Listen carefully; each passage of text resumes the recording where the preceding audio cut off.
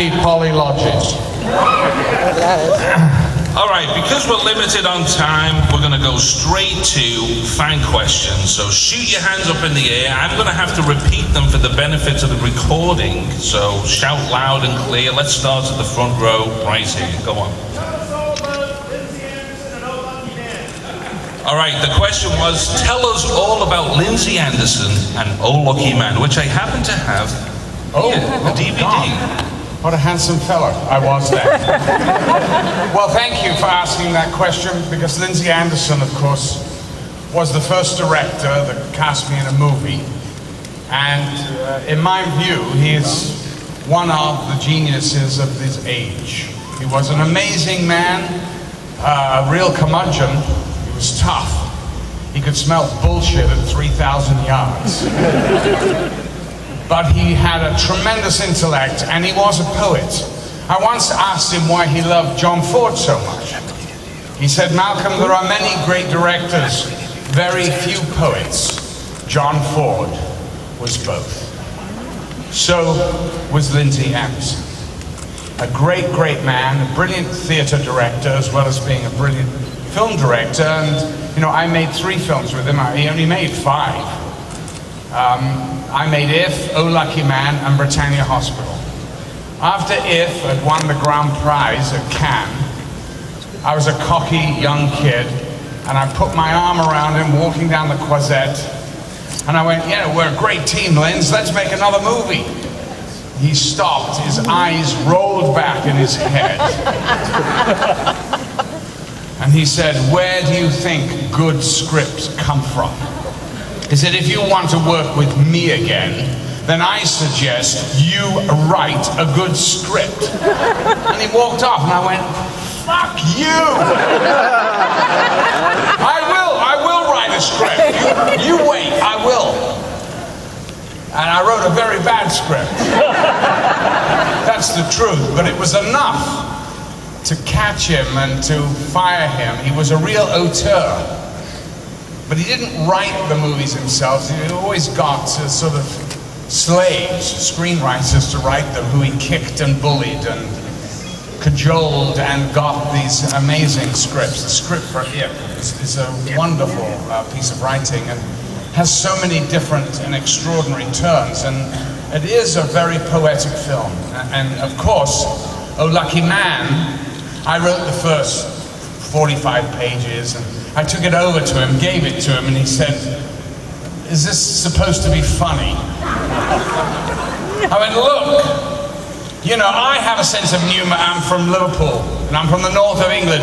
You're from the south. You don't even have a sense of humor at all. You know the southern British, terribly, you know. A bit like that, you know, they're so fucking superior. Fuck 'em. I don't know why I've suddenly got this Navy mouth, but anyway. Didn't he think he was Scottish? Hey, he said to me, actually, Malcolm, I'm a Scot. And I went, yes, when the bill comes at the end of the evening. Scot then, all right. Tell us about the running time with Oh Lucky Man. It was quite an interesting... It was about 7 hours long, wasn't it? It's such a dense film, and if you haven't seen it, go get it, because it's a masterpiece. And not because, it actually has nothing to do with me whatsoever, because they changed all my stuff, thank God. Although it is a sort of northern comedy, it starts off that way, and it's a picaresque film that takes its time and meanders through life as it was in England in that period, in the 70s. And it could easily be Canada or the United States, it doesn't really matter. It was a very dense film, some great music by Alan Price, who was one of the Animals, and an incredible cast. But it was long. It was a sort of Candide, you know, and so we were told that unless we cut a certain amount out of the film would not be distributed in the United States. So we were told this by the head of Warner Brothers, Ted Ashley, and so anyway, we went to have a screening to decide what cuts, you know, we should make. And the projectionist made a mistake and jumped. He went from reel 7 to 9. And I'm sitting there going, oh my God, what a great cut, you old bastard. He went and cut the movie and, that's fantastic. He was looking for the buttons to push, you know. He goes, don't be ridiculous, I didn't ask for this to be cut, it's dropped a reel. I went, it's perfect, it's karma. Let's get rid of that reel. So it's 10 minutes gone, Alan Price is going, hey, but I'm gonna lose a song. I said, you're losing a song, Rachel Roberts has lost her suicide. Anyway, we put it out with 10 minutes, reel 8 was missing. And it was a few years later, I think 5 or 6 years later, I was in Hollywood doing Time After Time at Warner Brothers on the back lot. And I got a call. I played you for that. I knew you were a friendly crowd with Time After Time. It's a good movie though. Anyway, it was Lindsay Anderson saying, would I go and watch some reels? He'd had the 8th reel reinserted into the movie. So good for him, the director won out in the end. Before we go to the next question, I just got to mention, I just saw the weirdest thing. I'm watching this vampire comedy. I don't know if you guys have seen it. Liverpool won yesterday. No, I didn't see that, but fantastic. A vampire comedy, why not? Vampire comedy? What's that? Suck! And then all of a sudden, Malcolm McDowell magically gets 30 years younger, and of course, from Oh Lucky Man, yes. Thank you to my friends at Warner Brothers who let us have it for free. All right, this fella right Otherwise they couldn't have done it. Can you talk about your experiences working on Star Trek Generations? All right, the question is, can you talk about working on Star Trek Generations? Incidentally, William Shatner is here, and I'm sure, is he still upset with you for knocking him off? Thrilled, isn't he? He's thrilled and delighted because he went off and did Boston Legal. Millions of dollars. So, I love the accent, by the way. I just get straight back into Liverpool, you know, it's great. They played great yesterday. Sorry. Dear old Bill, well, you know, what can I say about killing old Bill? He's a very good sport, and you know, he can laugh at himself if pushed enough. I had a very good time with him, and of course, Patrick, you know, who I'd been at Stratford-on-Avon with in the Royal Shakespeare Company in 1969. And as I said to him, well, you were playing old men even then. But, well, I had a very good time on the film, you know. It was well directed, it was a wonderful part. Dr. Soren, you know, Soren. Played so many of these damn killers. But he was a very interesting character, and obviously a very intelligent man who had just decided to go that way on the crossroads instead of that way. And, you know, the whole company of Star Trek made me feel very at home, and they were great, all of them. They were a fantastic group of guys, and I'm not surprised. You know, they upheld the traditions of Star Trek, and they kept it all together, and I think it was a really wonderful show, you know, Generations. And so to have killed this man was fun. Of course, as soon as we'd finished, he got one of these tape recorders, and I'm sitting in the desert, you know, and he puts it in here, do you mind if we just talk? I said, well, what about, Bill? He goes, well, I'm doing a book, you know. I went, a book? My God, you're not even cold in the grave. You just finished the scene. And so he goes, okay, first question. What's it like to have killed an American icon? I said, well, Bill, you know, what can I say? Half your audience are going to hate and loathe me, and the other half will be cheering. He said, oh yeah, well, who is going to be cheering? And I went, well, Bill, the people that have had it up to here with you for 30 fucking years.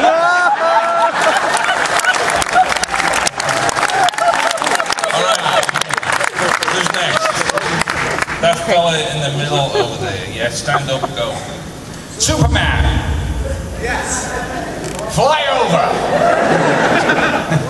You did some voice acting in Fallout 3 as president. Would you Yes. do any more voice acting? The question is, you did voice acting in Fallout 3, will you be doing any more? Well, I hope my agent will get me something here. Yes, I'm doing 6 mechalopolis. I do them all the time, and I love doing voiceovers. It's a lot of fun because you can go in, you don't have to learn it, just read it, and it's fabulous. I'm such a whore, I'll do anything. Well, on that note, the last time we saw you was 2007.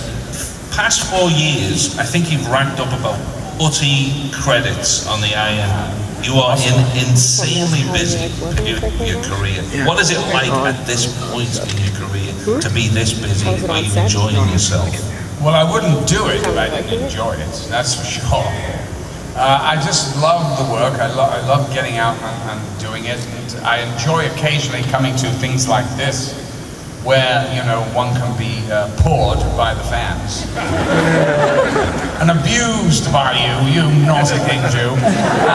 No, I mean, look at you lot. It's hilarious. You know, you dress up and try and look like the big bad wolf, and you come up like a big pussycat. I just have such a fun with you guys. You're so bloody nice. Of course, you are Canadian.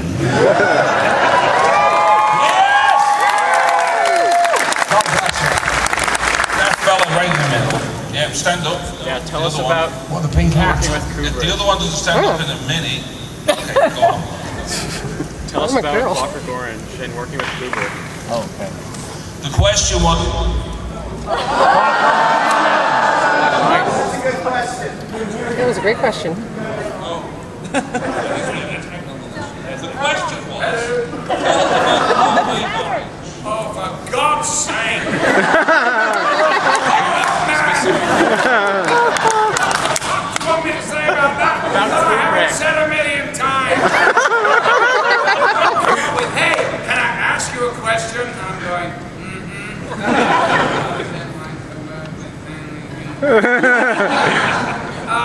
great. Listen, how many actors get to work in a movie like Clockwork Orange? Very few. I am so happy Kubrick saw it, the Lindsay Anderson movie, and cast me, because it was one of the greatest experiences. Is it on? Greatest experience of my life. But thank you for bringing it up. Go on. After many years of working in film for like 50 years. Anyway, is there anything you regret doing? That's just a golf game. I regret not being in California to play golf actually at this moment. What was that you said? What was that? Are there any films or work that you regret having done? Oh, for God's sake. Of course! There's so much crap out there that I've done. What do you expect? I'm a working actor. You know, a working actor means you do what comes through the door. And sometimes it's not that great. And you try and you just do the same thing with the crap as you do with the great stuff. I mean, it's easy to be great in a Lindsay Anderson film. You try some of these things that I do. Wow. Can I ask you a question? How are you as an actor to work with a director? With young directors, I imagine you would be quite an intimidating presence. Do you chew them up and spit them out if they even dare to give you a direction? No, it's exactly the opposite, because actors, you know, are so hungry to be directed. And especially, I love working with new directors because it's always fun to see a career taking shape and to be part of that.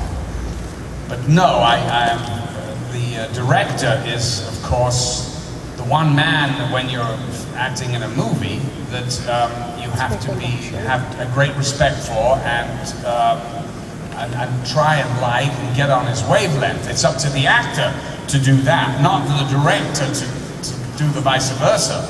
It's up to us to work in the ways that they come and want to work. So, but you know, I have certain ways that I work, and then I try and forget everything I've learned over 50 years, and then see what happens, you know. A question from one of the ladies. We don't want this to be a sausage I'm a lady. party. Me? Yep. Stand up. How do you like working on the set of Franklin and Bash? I love you on Franklin and it. Bash. The question was, how does Malcolm like working on the new TV show Franklin and Bash? Which, for you Canadians that have not heard of it or seen it, it's on Bravo here, I hear, I think on Tuesday nights, and it's just started a week ago, and I love this show. Woo. It's for TNT in the States, and we've been picked up for a second season. Yeah. Woo! And it's a sort of drama comedy hour show about a law firm, and specifically about these two young 30-something lawyers who are basically ambulance chasers. And I am the head of the firm, bring them into my company because to give an outside-the-box kind of thinking to this rather staid law firm. And they're two great guys, great actors, Mark Paul, whatever his name is, and the other one, Goslier, Mark Paul Goslier. Yep. Well, it's been a while since I did the damn thing. Give me a break. Hang on a sec. Speaking of TV, your ex-wife Mary Steenburgen is a regular guest on Curb Your Enthusiasm, and your daughter's been on the show. Yes, yes. What can we do to get you on an episode? Because I would absolutely love to see you trade in improv with Larry David. Unfortunately, my dear friend Richard Lewis is on that show, and I always go to him, why don't they give you any funny lines? How come it's always cut to Larry David with the one slick line at the end of the scene? You know, of course he's editing the thing, and Larry, it's the Larry show. So, you know, when it's the Larry show, it's not much fun. And the other guy, you know, I love the black guy on that show, though, don't you? It's a great show. I love it. He's amazing, Larry David, anyway, but there you are. All right, who's got a question? Over there.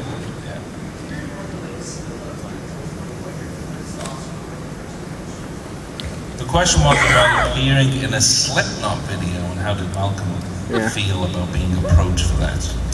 Well, I was at one of these events in Vegas, and Corey was there with Slipknot, and he is a big fan of Clockwork and various movies I've done, I suppose. And he asked me if I would do his video, and I went, let me hear the song. Because to be honest with you, I didn't know who the hell he was. And I heard the song, and I thought it was a very, very nice song. It was fabulous, actually. And, so I was very happy to do it, and I'm really glad I did. And, he's a great guy, great bunch of guys. Slipknot, yes, Slipknot. Woo! This lady right here. No, what? Are you kidding?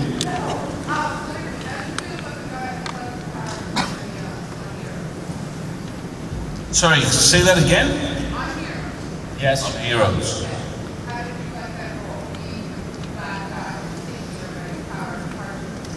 The question was, how did Malcolm like being on Heroes? Well, I think Heroes was a fabulous show, and especially the early seasons. I didn't see the rest of it, to be honest.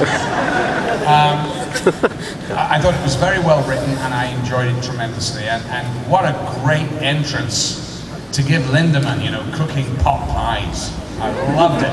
I think I got to the set at 5 o'clock in the evening, and I started shooting that at 8 o'clock, and by 9:30 it was all done. It was great, though. Really spectacular character. And I was in my trailer on Halloween, waiting for the lights to be whatever, and I'm reading the next Heroes installment, and I read that Lindemann gets killed. I scream, what? How dare they? This great character, but they explained to me that they wanted their villains to be a bit like the Bond villains, just to come in, do a thing, and gone. But thank goodness for people like you writing in on Twitter, or whatever it is you do. You twittered, and they listened, and they brought me back. Unfortunately, they didn't know what the hell to do with me when they brought me back. I was dead, and yet, and I was working with Adrian Pazdan. We were doing a scene, and in the middle of the scene, I saw he had some fluff on his thing, and they went, "Cut! What are you doing?" I said, "Well, he had."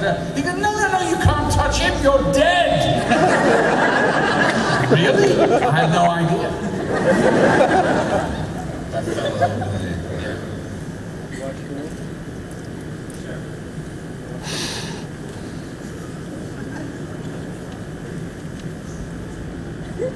Hang on, you gotta speak this into the microphone, please. You're not violent, are you? You're doing anything weird. You're not going to take your trousers down. Carry on. Not to be, It was very dramatic. Oh my God, here comes a messenger from Hamlet. Yes, my liege.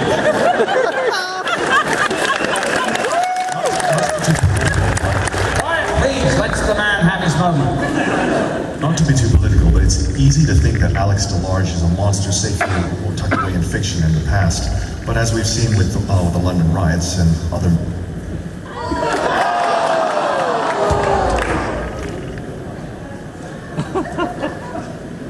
Don't be embarrassed. It's a good question.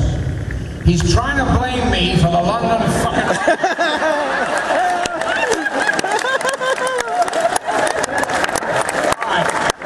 Very good point. You're asking me about the London riots. And there is a correlation, of course, to all art and everything that influences young people, including rap music, whatever it is, punk, whatever the art form, whatever it is. I don't think that was your question, though. But you know what the problem is? When you give me the mic back, we don't know what your question is. So what was the question? To guess. Yes. So do you want to try that again? What, in your opinion, has England, or perhaps the government of England, not gotten right ever since Clockwork Orange was made? Anthony Burgess was talking about contemporary issues about violent youth in Britain, and yet, as you've seen in the London riots, those issues still haven't been fixed. What, in your opinion, they haven't been doing right then all this time? Okay, did you hear that? Yeah. Well, not to get too political here, because A, I haven't lived in England for 30 years. I'll take a guess. If you go back to the history of London and the British people, you'll see that it's a very common thing for the British Londoners, particularly, to riot. I mean, in the Victorian eras, they used to turn over the monarch's carriage. I mean, they rioted all the time. There are famous riots throughout the history of London. Why are they doing it today? I think that honestly, who knows? I mean, I don't live there and I don't know the answer to it. I don't think anybody there knows the answer to it. But I think it must have something to do with, you know, the education system not being, and lacking money and cutting back, because in England, you know, being part of Europe, it's close to collapse like it is in the United States. I mean, there is economic meltdown everywhere. The banks are on the cusp of failure, and everyone's really running scared. So, you know, these kids come out of school, they're promised this, that, and the other, and they do what they're supposed to do, and then there's absolutely nothing for them to do. They're out of work, they're bored, and I don't think it's even that they're particularly violent. I think that it starts off as this. It started off about a protest because the police supposedly shot a guy. I think it was an excuse, and I think that once the mob instinct got going, they thought, wow. And when you see the people that are brought up before the magistrates, you'd be shocked. There are university students that just thought, oh, they're passing, there's a shop open, I may as well steal a plasma TV. There's a great Martin Luther King quote applied to the civil unrest in the States in the 60s, applies here. And he said something to the effect of, when you slash facilities and cut jobs, and when the police shoot people and there's no justice, the people will rise up. A riot is the language of the unheard. That's right. And don't blame Clockwork Orange, blame it.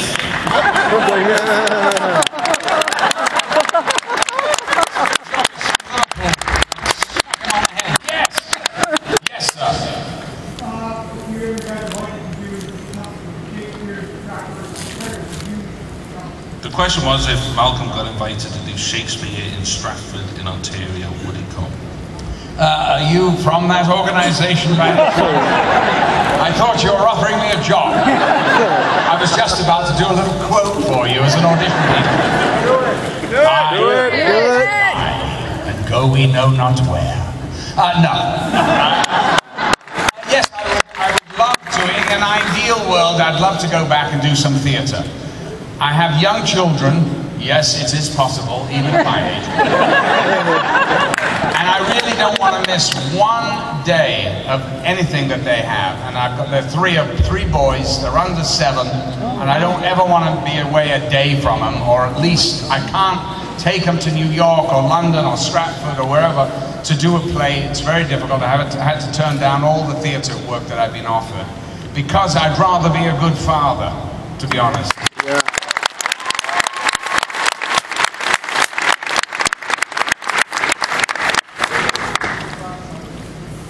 What was it like working with Rob Zombie? Zombie rocks! I love Rob Zombie.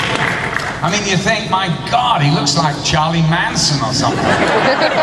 This has got to be weird. He's the most placid, sweet, really intelligent guy. And very funny. And I love working with him, and he'll, well, I mean, I must love the guy, because he called me up and said, he goes, Malcolm, would you do me a favor? I'm going to do a TV show. He goes, will you come and do a couple of days for me? I went, of course I will. What's the show? He goes, CSI. Oh, which one? He went, my heart sank. Miami. I went, you really want to? He goes, yeah, listen, they just think I can, direct horror. I went, it's okay, I'm with you. I get there, they've been shooting for 3 days. Rob takes me aside and he goes, listen, I just want to apologize right now. I want to apologize for this guy who's an absolute prick. I went, oh, you're kidding. David. I go, no, really? He goes, oh my God. So I do my first scene, I'm looking for stuff off screen, and the actor, David Caruso, the star of the show, is texting. So I said, that's great, Dave. Could you put an X on the camera, just by the side of the camera? I think I'll do it to the tape. It will have more emotion in it. So anyway, this is funny actually. So we had to do a scene in my office. I'm playing a bad, evil lawyer who places evidence to get his clients off, right? So I'm at my desk. As Rob walks past me, he goes, just be on the phone. And you don't want to say that to an actor who loves to ad-lib, right? That's a very dangerous thing to do. Hello, darling. What are you wearing? You are. No. So Caruso's in the scene with his sidekick, and he goes, "Put the fucking phone down." We're shooting. I didn't think they were allowed such graphic language on CBS. Whatever it is. So I just carried on. Wear that wonderful low neck. Wear. Oh no! Put the fucking phone down! So I said, listen, I think I've got 2 clients. Hold that thought. I'll see you later. Yes. They kept it all in. When he left, so steam was coming out of his see us. I said, hey, why don't you buy yourself a sense of humor? Can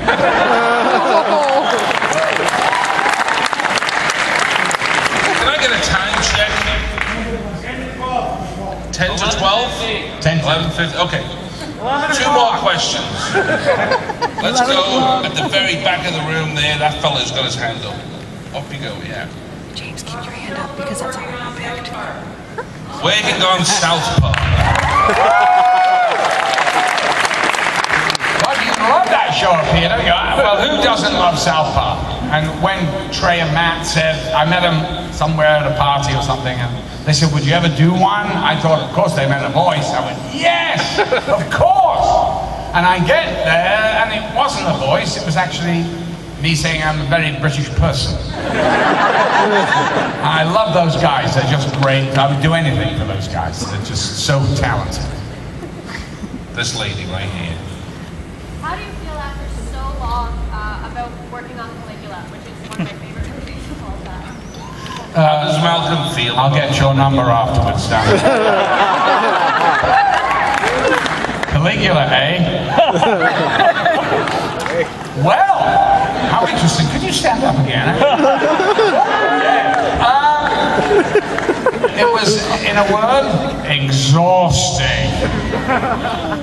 It was amazing, actually, to work with people like John Gielgud and Peter O'Toole and Dame Helen Mirren before she was Dame. It was amazing, you know, but we didn't know they were going to add all the porno stuff. But, you know, because it was Bob Guccione, the publisher of Penthouse, one had an inkling. We're not that stupid.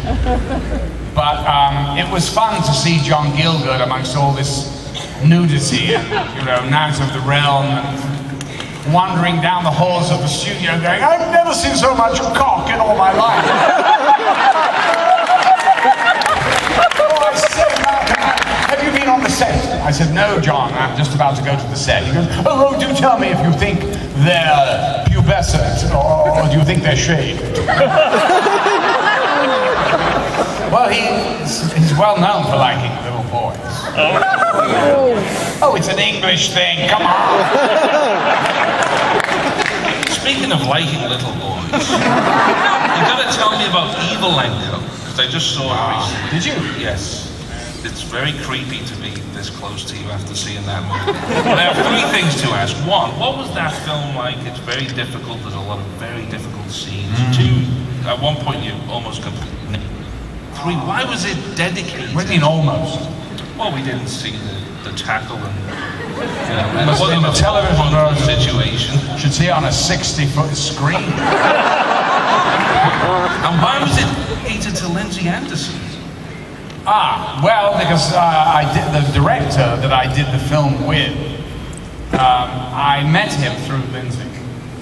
And when we talked about this film, it's a wonderful film in many ways, and a very difficult film that really is based on the exploits of this man, Chikatilo, who was the Soviet Union's biggest serial killer. And they refused to even admit they had a serial killer because they thought that that was the American disease. And in fact, they caught this man after the first murder and let him go. And executed a man who lived down the street because he was a sex offender or something, and without really checking, you know. But hey, why would they be any more efficient in the Soviet Union than they are particularly now? But anyway, it's a remarkable film in many ways, and it takes this man, it's based on his life, but it's also, you know, the director and the writer, he sets it in the time of the collapse of communism in the Soviet Union. So that this loss of identity spurs this and kicks this into high gear, and it was a very, very difficult role for me to do because, you know, to play a pedophile who is a cannibal, and my wife was pregnant. It was not much fun, you know. And I was really, you know, if it hadn't have been a friend of mine, I would have got out of it. But he was a great friend, and he's very talented, this director, David Grieco, his name. So, you know, I got this call to say, Mark, we're so excited, we've got the money. And I'm like, for what? Evelenko! Oh, geez. We gotta shoot it? We actually have to make it? Yeah, darling, we make it in Kiev. I went, oh, are there any good restaurants there? No. Always worried about the food. Anyway, you know, he gave me a stack of tapes on this Chikatilo guy, and I went, I don't work that way, I can't work. Look, I'm not a method actor, you know, I've got to figure a way of doing this. Anyway, I was unpacking my suitcase, and these tapes were on the TV, and I was walking in and out, and I just happened to glance at the screen, and I saw this Chikatilo in a cage in a courtroom in Moscow. And suddenly the documentary camera came in very close to the man who was holding the bars like this, and he looked in the camera and gave the weirdest, creepiest smile. It was something like,